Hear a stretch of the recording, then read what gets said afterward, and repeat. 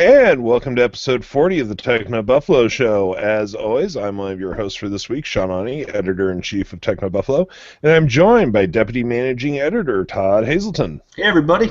How are you doing today, Todd? I'm good. Yeah, you go ahead. Yeah, I was just going to say, you have a new addition to your family. I do. I just got a mini dachshund puppy, and she's in my lap in case you see me looking down. She's sleeping. That's the only reason I wanted to bring it up. In case you see Todd looking down a lot, it's because there's a very small puppy in his lap. That's right. Who's asleep right now. Yep. But so on this week's episode, and just for a little bit of clarification, Todd and I, each week we talk the day before the show, about what we want to discuss, and we will be bringing up the S6 and the S6 Edge. But the reason we decided not to make them the focus this week is that we've already talked about them extensively. Mm-hmm. So we will be bringing them up, but we wanted to do something a little bit different. There's been a lot going on this week and last week as well about the state of the streaming media industry. And there's been all sorts of new studies, and I find it fascinating. One of the facts that came out, there was a big study done by Nielsen where a lot of this comes from. And one of the big facts that came out that just blew my mind was that Netflix has now more subscribers than HBO. Yeah, that's unreal. I'm just blown away by that. And the numbers estimate that there's 40 million Netflix subscribers and there's 30 million HBO subscribers. And that puts Netflix in 36% of the homes in the United States. Yeah. That's just mind-boggling to me. Because, as I go out and I talk to people, how often do you ever have anyone say, did you catch such and such on Netflix? Not often. I think the latest I've heard is have you seen Peaky Blinders? It's on Netflix. Go watch that. But I haven't had or I guess you could say House of Cards. But nobody really says that. It's always HBO, Game of Thrones. It's weird. But exactly. You can see how Netflix is gaining in popularity because it's totally getting into that market. Yeah, because as I think back, you had shows like The Sopranos, of course, The Wire, mm-hmm. Now Game of Thrones. You hear people talking about those all the time. But and yes, House of Cards. Was the reason I bought HBO. Yeah, House of Cards is the exception. You do hear people discussing that, but you don't really hear very many people discussing Peaky Blinders, or which actually now see Peaky Blinders and just to get all correct here for a second, Peaky Blinders was Netflix here in the U.S. It aired on television in the U.K. Right. And whenever I go over there, around Christmas time, they put all these DVD sets out for massive discounts, for the Christmas season. Man, were they pushing Peaky Blinders last year.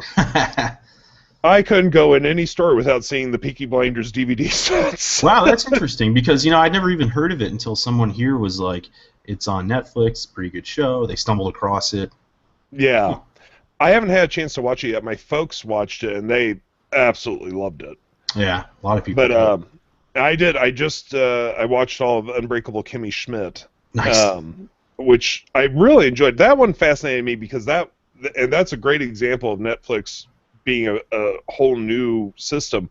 That was a show that was supposed to be on NBC, had been announced for NBC, and was put on the schedule, and then they pulled it after the pilot episode and released it, saying, go do what you want with it, we're not going to pick it up. And Netflix immediately swooped in and said, we'll give you 2 seasons. Right.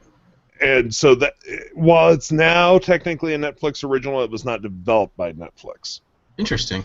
What's really neat, too, about this, and you can see why Netflix is taking off, and it's because it costs, $7.99, $8.99, whatever a month, and you don't need cable. But with HBO, until they made that announcement with Apple during the Spring Forward event and the Apple TV, you had to have cable, and then you could buy HBO, unless you had somebody's HBO Go password. In which case, the CEO said he didn't even care people were sharing him because he said, we're in the business of addiction, which is amazing. But you can see why. Maybe HBO's numbers will pick up once people don't need cable anymore.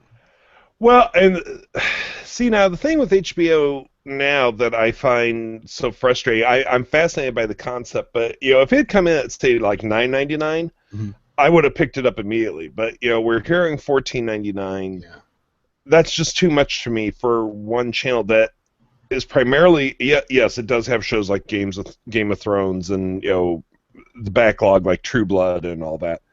But at the core, it's still going to be a channel that shows movies that I didn't want to watch when I paid for it on cable. Right, exactly. I think it's a little too high priced. I mean, especially if you're a cord cutter and you're paying for, say, Netflix, and then you're also paying for Sling TV, and then you add in HBO Now, and then all of a sudden, you're still paying a lot of money.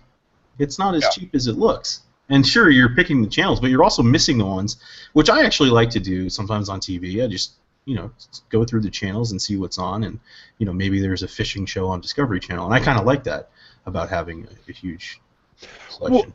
Well, and that's one of my problems at night. Whenever I go up to go to bed, I always, I'm going to watch something on Netflix or Hulu before I go to sleep, and there's something to be said for just turning on the TV and there already being something there, because I'll end up spending 10 to 15 minutes flipping through going, do I want to watch that? Well, how long is it? Exactly, that's my problem.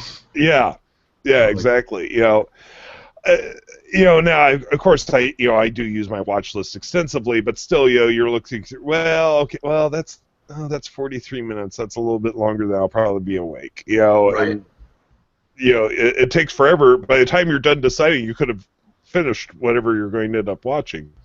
Exactly. I've spent, a half hour with my wife, like, what movie should we watch on Netflix? And we're going through, and then we're like, all right, let's just put on the TV. Yeah. See what's on. Yeah, exactly. Now, what was interesting, though, also about the study is that, not only did we find out, kind of, and none of these numbers are official, by the way. This was a study. So the 36% of homes in the U.S. having Netflix, that's an estimate. But Nielsen's known for getting that sort of stuff correct. But we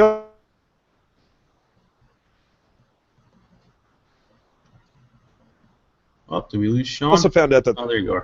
Okay, I'm sorry. Yeah, I saw me freeze, and I hoped it wasn't happening on your side. So anyway, real quickly, 13% of homes have Amazon Prime, 6.5% have Hulu. Now, of those, though, what it also found out that was only 10% of subscribers subscribe to 2 or more, and only 2.6% subscribe to 3 or more. Interesting. So I'm of the 2.6%. Although, and that includes Amazon Prime, though? Because I feel like does. Netflix and Amazon Prime people are probably right in the same boat. Right, but what my guess is a lot of people probably don't realize they have Amazon Prime, because the numbers don't match up with how many Amazon Prime customers there are. Right. So I think that's on that number it's a little shaky, but people that actually access Amazon Prime, it's 10.6%. Or, 10%. Yeah, it's true. I mean, I hadn't even really gone into instant streaming stuff until I found out that Workaholics, a TV show I really like, is on Prime, and then I went through it, and I was like, whoa, there's a ton of stuff. But yeah, I don't know. I don't find, it as welcoming as Netflix, maybe. No, it's not. I fully agree with you, and a lot of that is the way their menu's set up. It's nowhere as easy. So, like, if let's say I go to House of Cards on Netflix, it comes up and it shows me season 1, season 2, season 3, all right there. With Amazon, you have to go find each individual season. Right. Now once you get into a season, like I've got currently, and I've always admitted this, I work out to cartoons because you don't have to think. So I'm currently working my way through Superman the animated series, and I put season 1 in my watch list, and now once I've got that in my watch list, now I can navigate to the other seasons. Right. That way. But it's the Amazon interface is nowhere as welcoming as Netflix is for sure, and Hulu's interface is not welcoming at all. Yeah, I don't use Hulu. I don't know. I just haven't been a real big Hulu fan for that reason, and the ads and stuff. I don't know. Now, the other day when you and I were talking, though, you said that you're not a big TV watcher. So on estimate, how many hours a day would you say you watch television? Oh, minutes on average, because I don't usually turn on the TV. At night, I'll probably put on a movie for the most part, but I'd say under an hour for sure. Well, the Nielsen study found that the people without streaming media watch an average of 1 hour and 57 minutes a day. People with streaming watch an average of 2 hours and 45 minutes a day. That's really interesting. And is it because there's no ads, I wonder? And I think it's no ads, and it's just so easy to go, oh, one more episode. Oh, yeah, that's exactly right. Oh, I can fit in one more episode. Yep. But now the number, what's really interesting, though, and shows that this is definitely having an impact, is that traditional TV viewing is down 10% in the past few years. So, yeah, people are definitely moving towards the streaming model. Right, which is why you can see HBO wanting to go off on its own, and all these services, Sling TV, for example, seeing that and saying, hey, we'll cater to that market.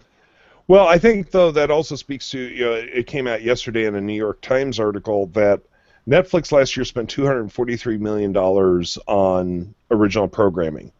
This year, it's estimated to go up by 88% to $450 million. Wow. That is a lot of money to be spent on original programming. Yeah. But, I mean, you can see it works because I feel like a lot of people were hearing about House of Cards and they're like, oh, I got to get Netflix and stuff like that. So it's, bringing people into that ecosystem. Right, and you do hear about Orange is the New Black, but, I mean, then there's shows like, my family loves Lilyhammer, probably because we're partially Norwegian. And it takes place in Norway.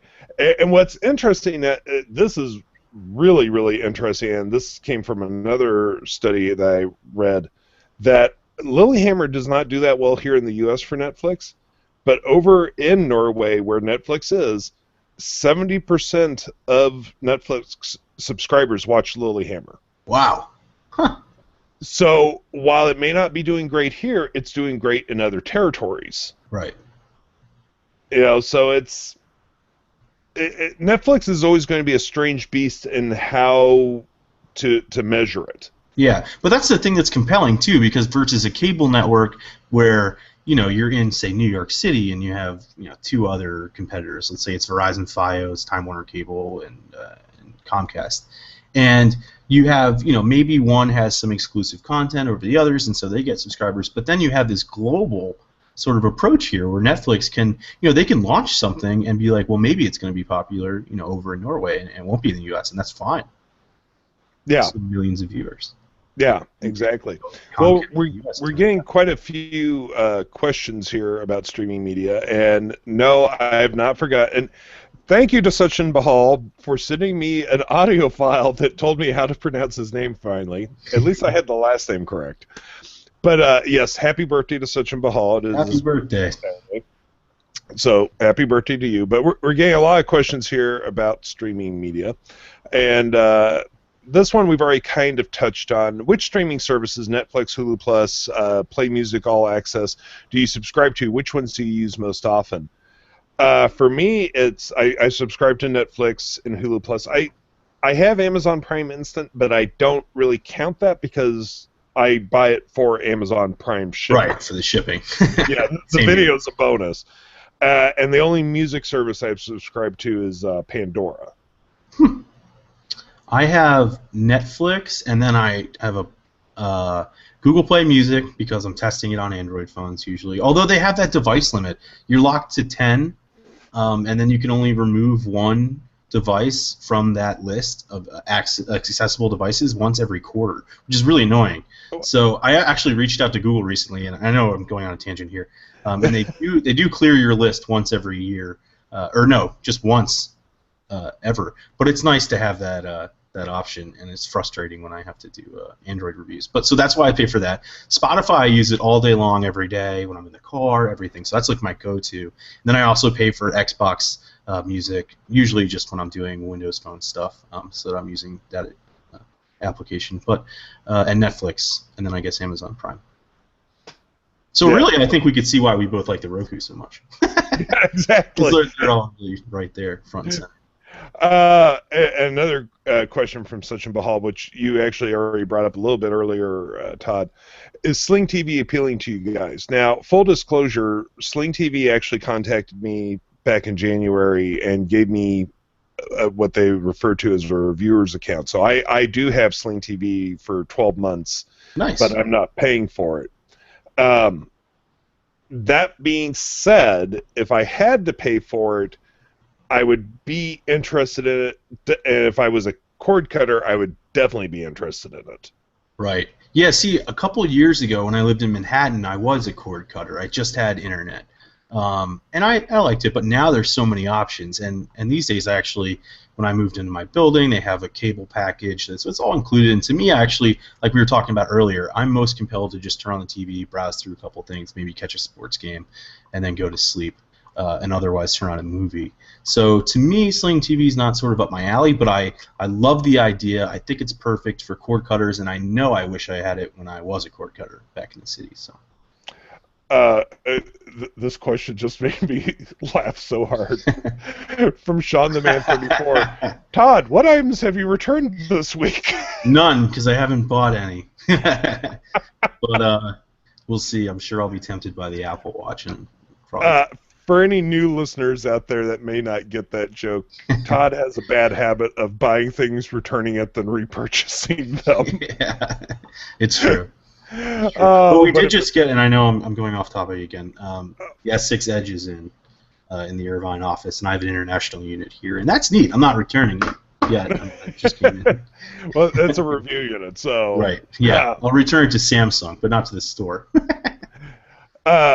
Great question here from Sachin Bahal, and something we also have touched on a little bit.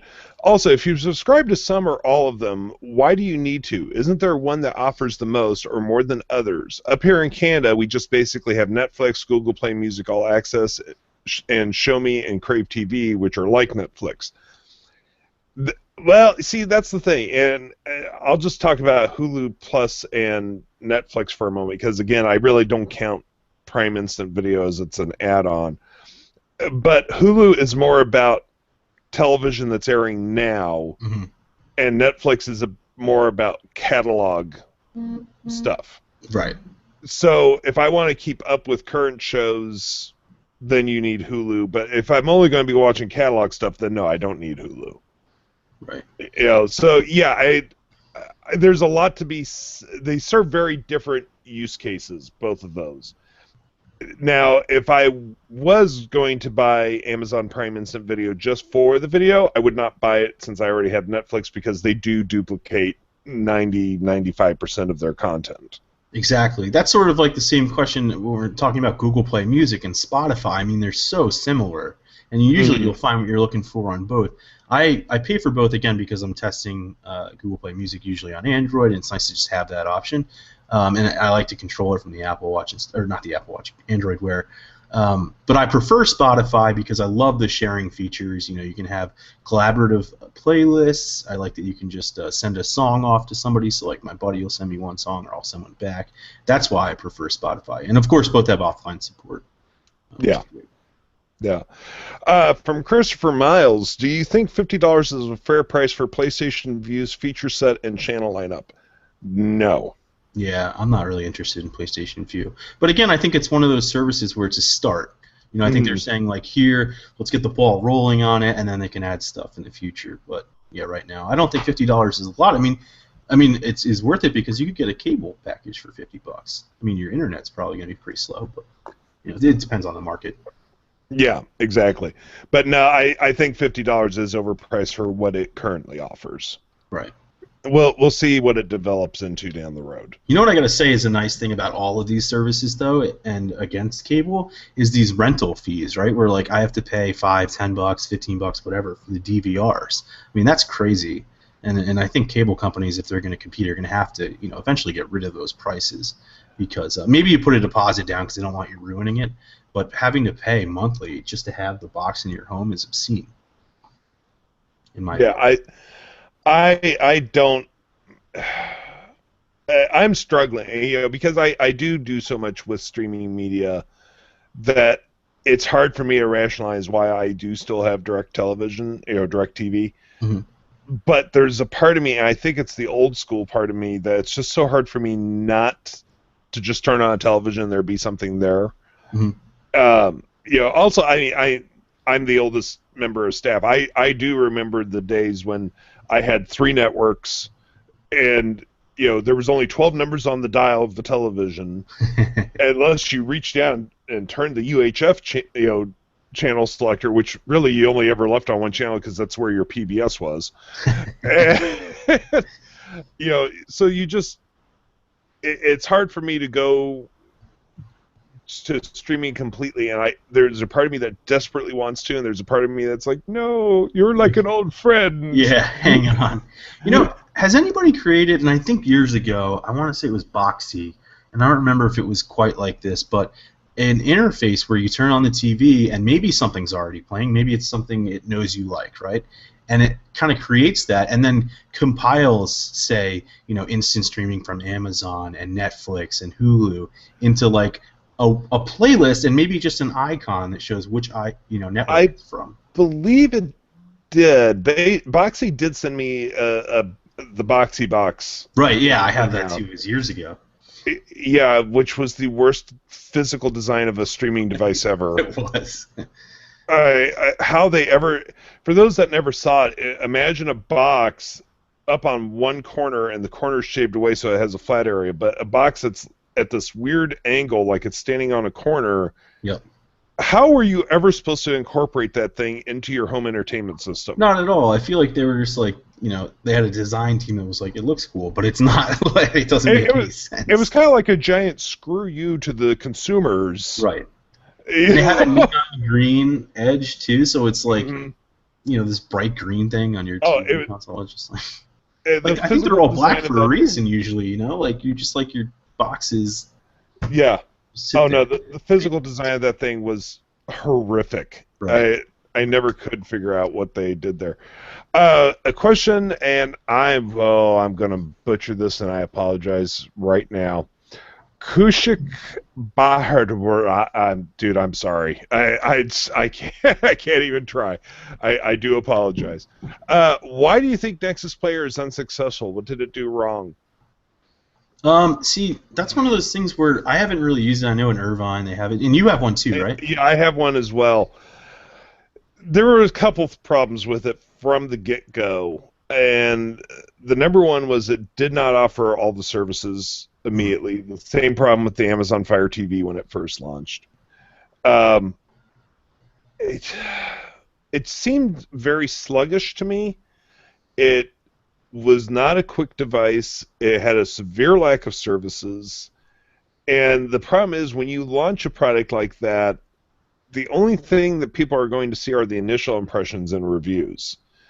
If you'll notice, I have not reviewed Sling Television yet, even though I have a reviewer account. And I did that on purpose because when they sent me the account, they told me, we've got X, Y, and Z coming within the next couple months. And I thought, you know what, I'm going to hold, this is something that I can hold off a little bit because it's a service and not a physical hardware device. Right. And so I can let them breathe a little bit before I review it. And I will be reviewing it within the next couple weeks. It's crazy, though, how much has been added since we first saw it at CES. It seems like almost every couple of weeks we're like, oh, this is coming, this is coming. Exactly. They just split, they had their like news and entertainment, and I think they split those into 2 different like lifestyle and news packages. Yeah. And that was the whole reason I decided to hold off, because I knew more was coming. I was like, I can review it with its initial like 10 channels. Right. That's the review that will exist out there for life, or I can let them breathe a little bit and do it then. And so that's why I decided to do it that. That's what I think too with the PlayStation Vue. Someone was saying is $50 too much, and maybe for right now, but we don't. There's probably more channels coming. Right. And so and that's a luxury we have with the service compared to a hardware device. That's true. Because with hardware we know that there's going to be an update 12, 18 months down the road, so you need to get that initial review out. So the Nexus Player, all the reviews that came out were just like, there's not enough here. Right.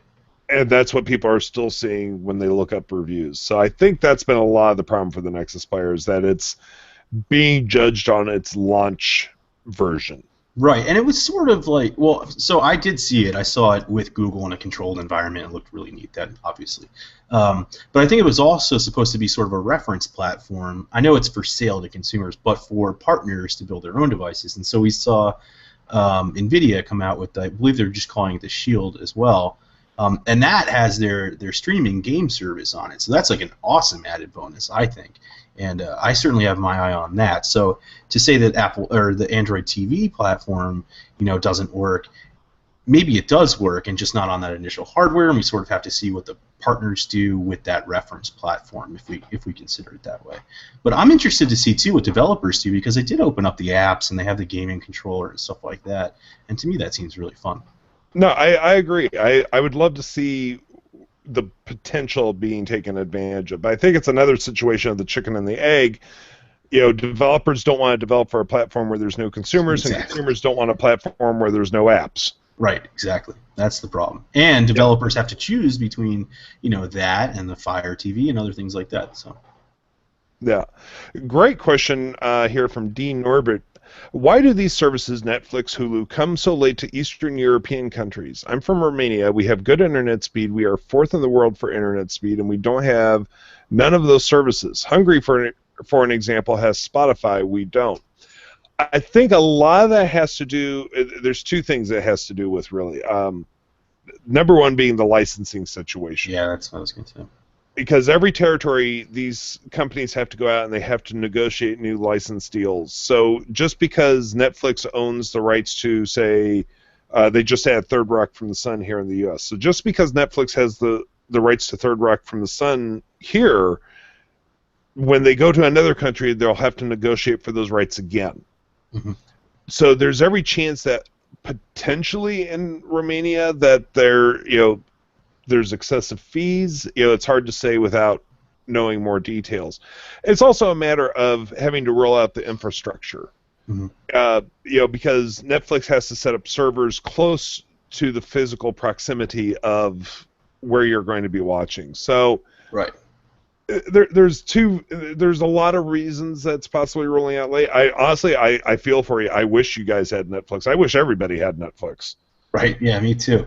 And it's kind of a pain, too, like when we travel for work, when I was in Barcelona, and you get back to the apartment, you just want to open up Netflix, and then it's like, this is not supported in your country, so. There's ways around that, Todd. Yeah, I know that you have ways around it. But when I'm sitting there and I'm, all right, then I'm just going to bed. Well, although oddly, when I was in England, I discovered I could just log into Netflix UK with my account, and it'll let me watch Netflix UK. Yeah, that's pretty awesome. Yeah. When you can do that. Does Spain not? Maybe Spain doesn't have Netflix yet. Yeah, I don't know. We were both trying it. Ron and I were there, our video guy, and we were both like, eh. And you weren't awake yet, I don't think, because of the time difference. I was like, why didn't you reach out to Sean? I know you know how to do it. It's called VPN. It's awesome. Yeah. There, I've outed myself. I use VPN to watch Netflix wherever I am. Hey, I pay for it. Why not? Mm-hmm. From Sachin Bahal, will there be an Amazon Fire TV second generation? I bet. Probably. Yeah. You asked a similar question a couple weeks ago about the Fire Phone. Where Amazon basically has addressed that they're going to, try to enter that market again. Whether or not that changes, I don't know, but they did suggest they'll try to do another. Right. So. Right. Sean the Man 34 has asked this question every week for a couple weeks, and so even though it's off topic, we've got to answer it for the poor guy. What companies would you like to see Apple purchase? Oh man. Yeah, that's part of the reason it hasn't been answered, because I keep trying to think of an answer. Yeah, it's got a lot of money. I mean, I remember back in the day, I said Spotify, but that was before the Beats thing went down. Right. I don't know. I don't think anyone saw the Beats deal coming. Yeah, especially because at the time when we were talking about, like Apple's getting streaming music, it was still pretty much with HTC. Remember, HTC owned Beats and the licensing, and that kind of died out. And I just saw recently that HP, which was including Beats branded stuff like the speakers and stuff, is now switching, because obviously it doesn't want to have an Apple brand on its products, its laptops. But what would I like to see Apple purchase? A social network, but it'd be way too expensive. I don't know. I mean, Apple's done a really good job of choosing smaller companies that are not obvious. Right. And I think that's part of the beauty to the system of what they're doing, because it's like when Walt Disney built Disney World, he set up a whole bunch of shell companies to buy all the land because he knew if he went in as Walt Disney, Yep. that everyone was going to jack up the prices for what they want. So if it's an obvious company for Apple to buy, the price, even though they have a huge war chest, the price is going to skyrocket to a point that doesn't make sense for Apple. Exactly. Yeah, so that makes it a little difficult to say what they should buy because it's going to have to be something that's not horribly obvious. Yeah. Well, we did just see yesterday it bought a company, I think it was Foundation DB, a database company, and analysts were saying, this could help improve iMessage and stuff like that. So you have to think, well, that's not very sexy. That's not a great company. Why'd Apple do that? But on the back end, like maybe it helps iMessage perform better, or maybe they can add new features to it and stuff like that. And then, that's good for consumers in the long run. So you can see why it happens.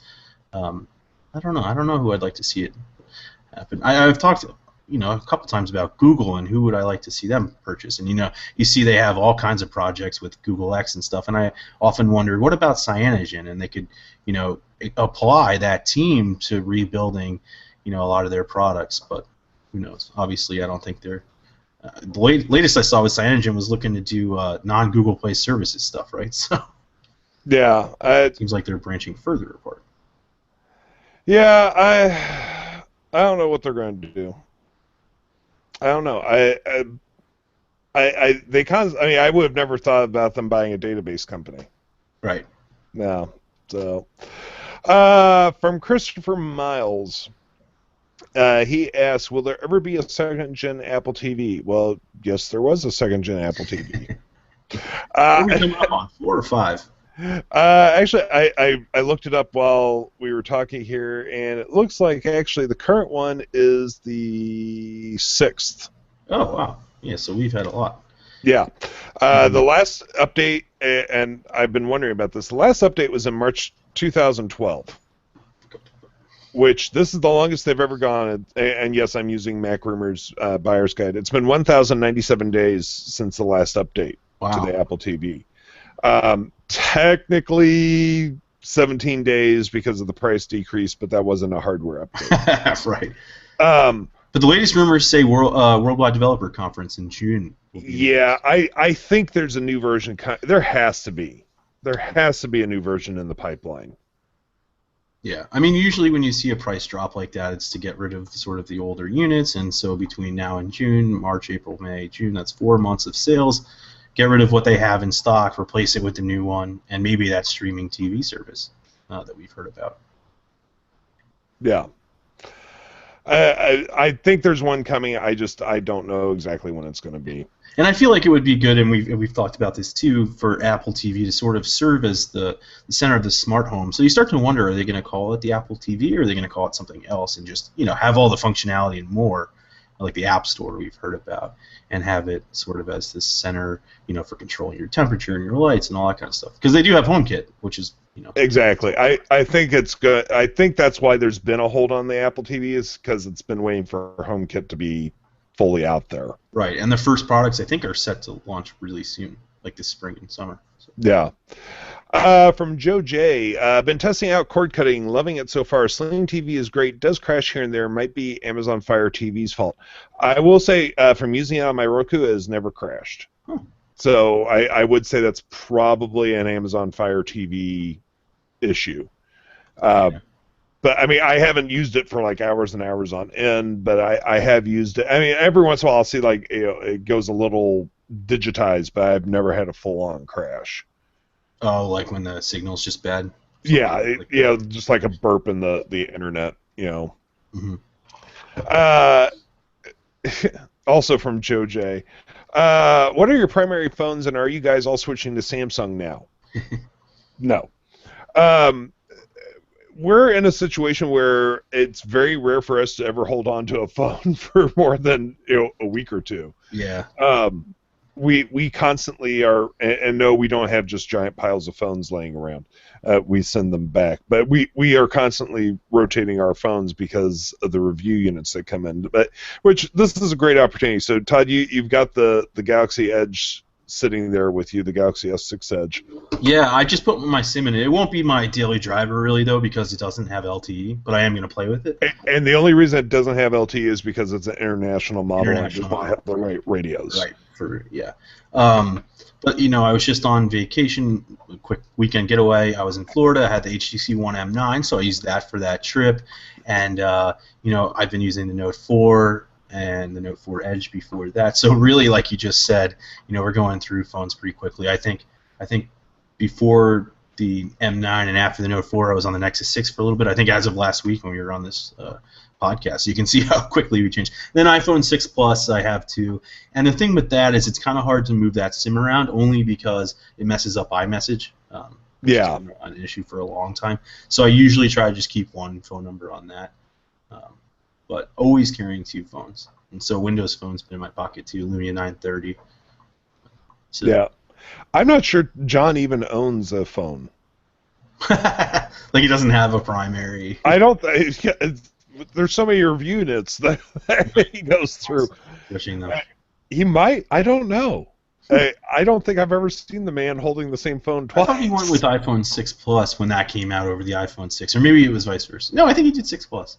He did But 6 Plus. It's not his primary. Brandon started on 6 Plus and then switched to 6. Right. I did the opposite, 6 to 6 Plus.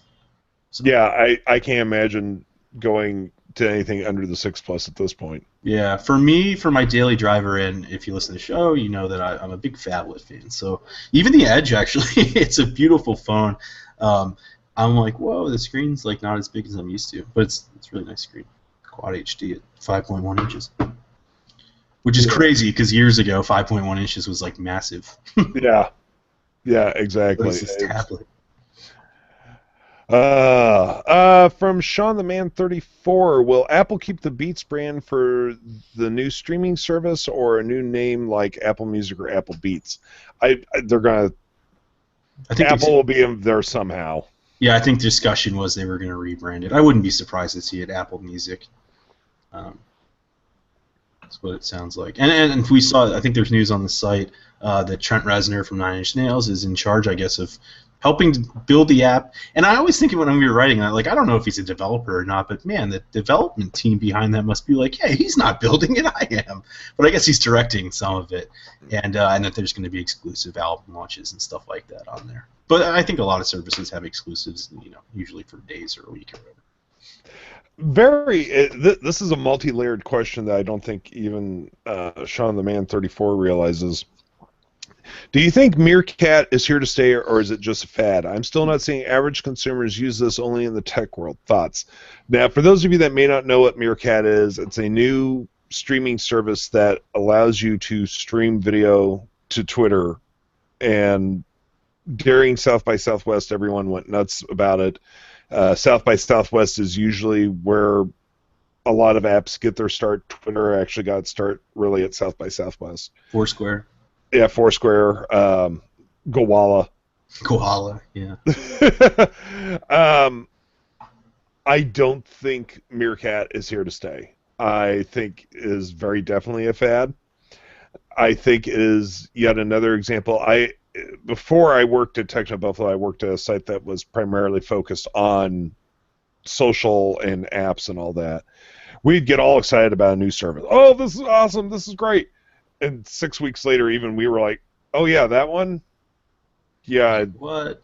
Yeah. I have so many social media accounts. It's not even funny. And because when I worked there, we were well known, so we would run out the second it was announced. We'd run out and sign up our names. So you got it right. Yeah. Yeah, exactly. Because we didn't want someone to to squat on our usual names. So yes, I have a Bebo account if you want to look me up. If Bebo even still is working. I had an Orkut account too. So did I. High Five. I had High Five. I don't think I had High Five. Yeah, I had High Five. So many though. Oh yeah, it was ridiculous. The thing, I think the idea of this is here, right? Like the live streaming and people getting on it. I don't know if it's Meerkat, and I think the one problem for Meerkat is while it's been popular, Twitter today just opened up Periscope, which is their version. They bought it in March. And they had taken the social graph away from Meerkat right during South by Southwest. And my thought is that while tech users and the journalists in tech are using your cat, I feel like maybe consumers, if Twitter introduces that to them, that'll be sort of the more accepted version of this live broadcasting, which isn't really new. I get it though. You can comment and like things, but or heart as you do on Periscope. Yeah, I've seen so many of these come through, and there's one guy who I won't name who I'm sure RS Todd. I don't know. I'll tell you. There's one guy who I swear he gets so into a service for like the first 3 days and claims how it's going to change the world, and then he never talks about it again. It completely drops off his. It became a running joke. Oh, look who's into this one. Look who's into this one. Yeah. Yeah. And the thing is, exactly. like, you see so many going through, like, I'm meerkatting that, I'm meerkatting this, and it was just like okay, like there's 7 people watching you eat breakfast. Like, that's stupid. I'm sorry. Like, yeah, it's cool okay, so say you're at a big event maybe, and it's news, like breaking news. I love that kind of power. Like, here's live stream of, this speech or this is happening and I just saw it on the street. Like, that's cool. Right. Well, and it was also mentioned, we had a question here, and I'll see if I can find it, but YouTube is supposedly going to be getting into more of that type of stuff. And a lot of people are seeing it as a Twitch competitor. Yeah. But I think there is going to be more and more of a demand for instantaneous video. Right. Not sending it back to be edited and slap on your slates and all that. And I think that's where these sort of services are going to take off, but I also don't think it's quite ready. The public is not quite ready for this. Right. So... Man, so how soon till we're at trade shows and I'm doing live hands-ons? Oh, man. Probably within the year? Hey, CES 2016 is still quite a ways away. Let's see. You never know. Yeah. I mean, we experimented with it a little bit when we did the unboxings for the iPhone 6 and 6 Plus. Mm. And we did it. That was before Twitch established the rules of no non-gaming content, but we did it on Twitch, and we had people that watched the entire day. Yeah, that's a good point. I forgot that we did do that. Yeah, so you never know. But, well, folks, we still have a ton of questions, and I apologize, but we are definitely coming up on the end of the show, and as always, we want to thank you for joining us. One last question here from Joe J. So your main phone is your test phones? Yes, usually. Yeah. Unfortunately, and it's great. It's a good point, because sometimes it's kind of frustrating because you really want to get into a phone and use it and have all your pictures there and your music stored and like really have it grow on you. And at the end of the day, having a phone like that is probably better than a camera or the operating system or anything. Just having your own personal device. And you don't always get that. We're testing them all, but it's always fun. Yeah, exactly. Well, as always, thank you for joining us. We do appreciate it. You can find the TechnoBuffalo Show in the iTunes store by searching for the TechnoBuffalo Show, and we do appreciate if you rate and review us. That does help out the show. You can also find us on Pocket Cast. You can find us on the Stitcher app, which means you can listen to us anytime, anywhere. You can subscribe via RSS feed. Anywhere there are podcasts, you can find the TechnoBuffalo Show. Until next week, I'm Sean Ani. I'm the editor-in-chief of TechnoBuffalo. I've been joined by Deputy Managing Editor Todd Hazelton. Bye, everybody. And we'll see you all next week. Till then, take it easy. Bye-bye.